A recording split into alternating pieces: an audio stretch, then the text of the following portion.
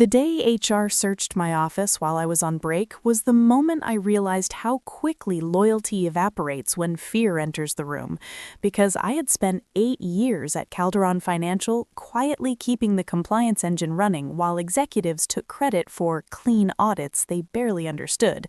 And all it took was one anonymous complaint and a nervous leadership team to decide I was expendable.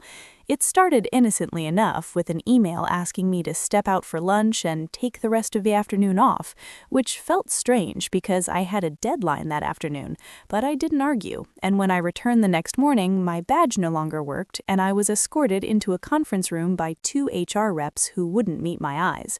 They told me my office had been searched due to policy concerns, that they had found irregular documentation, and that effective immediately my position was terminated pending further review.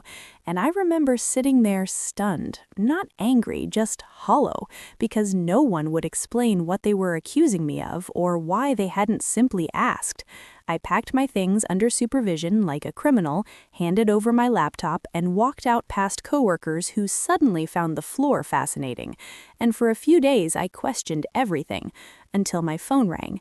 It was the chair of the audit committee, and his voice wasn't cold anymore. It was tight, because during the search of my office, HR hadn't just found my files, they had found something else. A personal compliance journal I kept, not as a weapon, but as protection, because over the years I had learned that when things go wrong, the quiet ones get blamed first. That journal contained dated entries, emails, printed approvals, and handwritten notes documenting every time I flagged a risk that leadership told me to soften, every instance where I was instructed to backdate approvals, every meeting where executives overrode controls and asked me to make it work, and most importantly, it contained a folder labeled Escalations Ignored, detailing 3 separate warnings I had sent about a regulatory exposure that could cost the company millions.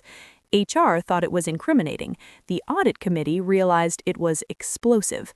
Over the next 48 hours, external counsel was brought in, the board demanded explanations, and suddenly the same executives who had nodded politely while cutting corners were scrambling to distance themselves from decisions that now had timestamps and signatures attached.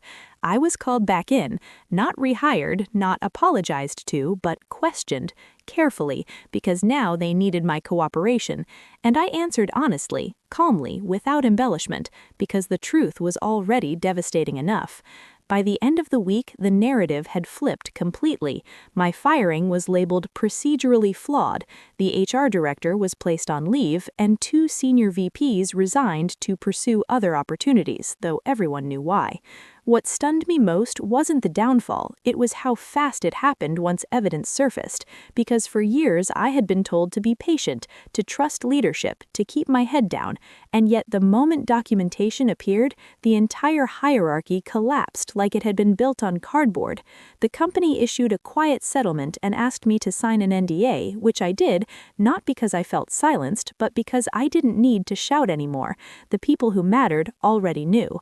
I took 3 months off, something I had never allowed myself to do, and during that time I realized how conditioned I had been to absorb stress that wasn't mine, to carry risk so others could collect bonuses, and when I finally accepted a new role at a firm that treated compliance as a pillar instead of an obstacle, I felt lighter than I had in years.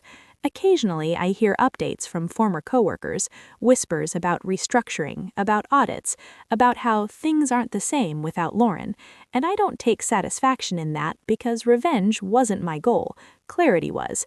HR searched my office looking for a reason to fire me, and instead they found the truth, carefully documented by someone who understood that integrity doesn't protect you in the moment, but it does protect you in the end.